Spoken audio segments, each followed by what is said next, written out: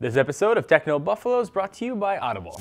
What's up, everyone? John Rettinger from Techno Buffalo here. Welcome back to the episode of Rumor Roundup. The title, you should know what this show is about. We take all the tech rumors from the week, and I pick what I think are the 3 to 5 best and most important, and I tell you what they are. Up this week, we're going to talk about the LG G3. Apple might be releasing some new hardware next month. We're going to talk about some Galaxy Note 4 and a mystery rumor. This is Rumor Roundup. Let's start rounding them up.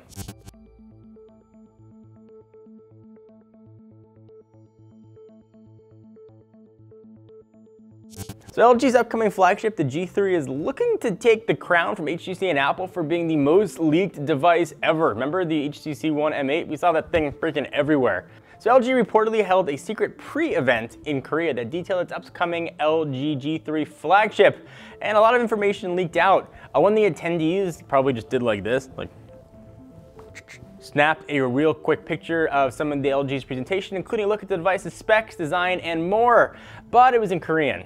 But fortunately, we have someone that speaks Korean, our own Roy Choi, translated for us. As expected, the LG G3 will sport, here are what it's gonna have until we hear rumors of a Prime device coming 2 months after it gets released, a 5.5-inch Quad HD display. So John, you're saying, what's a PPI in Quad HD? To you, sir or madam, I say 538 PPs, which are quite a lot of PPs. Though it's essentially the same size physically as HTC M8, although that has a 5-inch screen. So according to the documents, the LG G3 is going to be rocking Android 4.4 out of the box, a 3,000 mAh battery, which it's definitely going to need, Bluetooth 4.0, which is really nice to see in Android devices, NFC, LTE, and LTE Advanced. On the camera front, it's going to have a 13 megapixel sensor with optical image stabilization, or just voice. Snapdragon 802, 3 gigs of RAM, 32 gigabytes of internal storage, and yes, I said gigabytes, deal with it. Much of the emphasis here, though, is put on the screen. It appears LG compares the resolutions of its G3 to Samsung's Galaxy S5, which, in this reviewer's opinion, was pretty baller and probably one of the best ones on the market. The slides also mention colors. It's going to come in now the standard palette of black, white, and gold variants, which we've seen already on a ton of phones, of course, until Best Buy releases a blue version a few months later.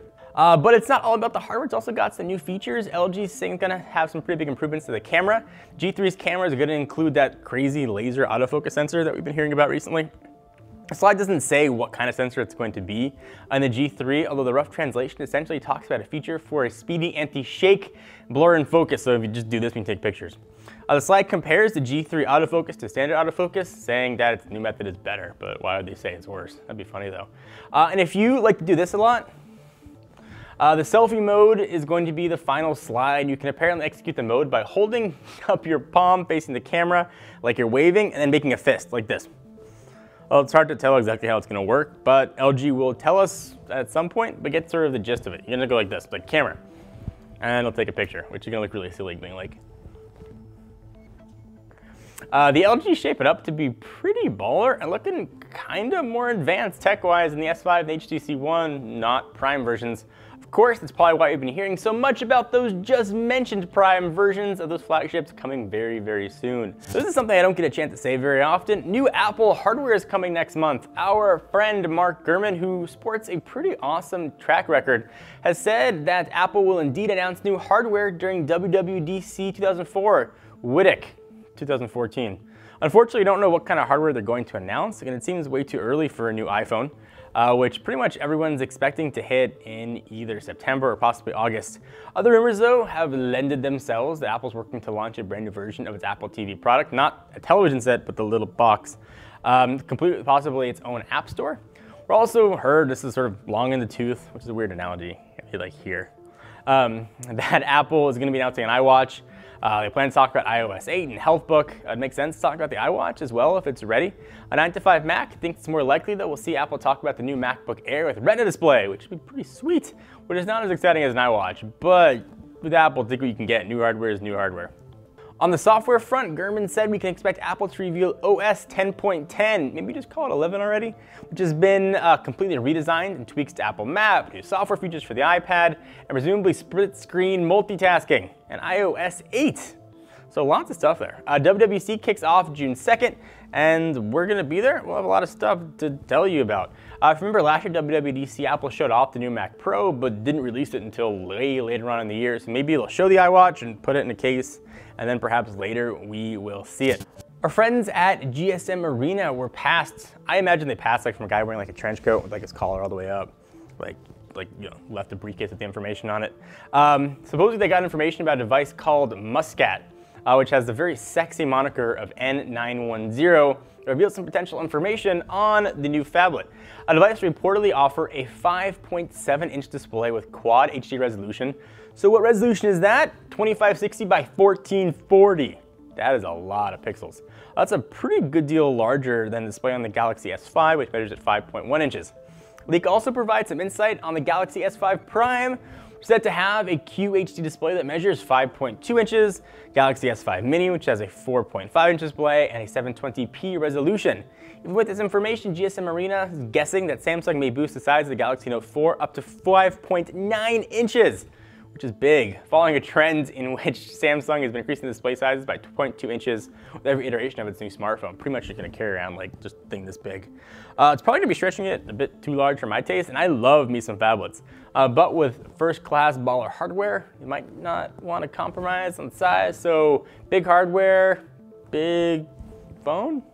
So our next rumor is probably the best one. Before we get there, I want to thank the good peeps at Audible. You know what Audible is. They are the leading source of downloadable audiobooks. If you want to catch up on the latest Twilight novel, you don't want anyone to see you reading it and buy the actual book, you can listen to it in the car, on the gym, on the train, on a plane, on any other weird mode of transportation you could think of. They made it super easy. They have thousands and thousands of books to check out. They got stuff in romance, detective stuff, and everything in between. Check them out. Go to audiblepodcasts.com/techno. Get a free audiobook download of your choice. That is audiblepodcast.com/techno. Now it's time for that rumor. Oh, hey there, M8 Prime. Remember that close-up shot of the M8 Prime? That was pretty cool, it was just a picture, but this freaking GIF of the unannounced device is even cooler. If you're gonna yell at me for saying GIF and not GIF, to you, I say potato. Now nothing is left to the imagination at all in terms of design. With such a huge leak, we get another glimpse of the device's Lumia-like protruding camera, along with some other tweaks compared to the current M8 model. It appears as though the Superphone handset is definitely coming, and look at it spinning. That's cool. What we can gather, HTC is tweaking the design slightly to make it feel a bit more premium.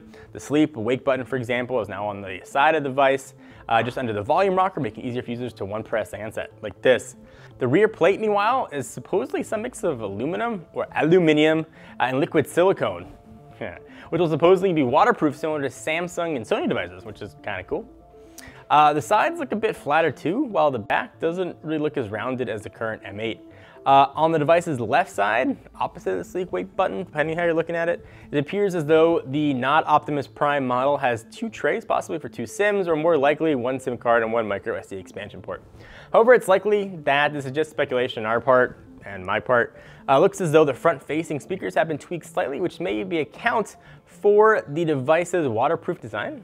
According to previous reports, the M8 Prime could sport a Snapdragon 805 processor, 5.5-inch 2K display, 3 GB of RAM. Existing M8's pretty great, but like, there are bigger things coming.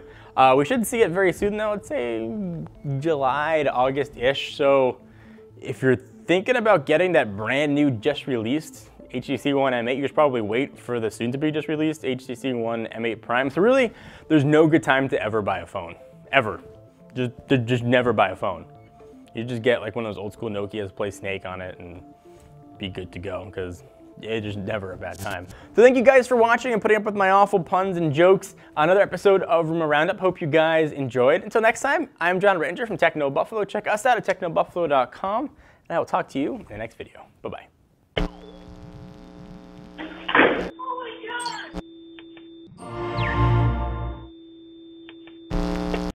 Thank you guys for watching. If you like what you saw, please subscribe. You'll be the first ones to know when new videos come up. We have a ton of stuff. We do unboxings, we do hands-on, reviews, cars, and everything in between that has to do with consumer electronics. We'd love to have you stick around.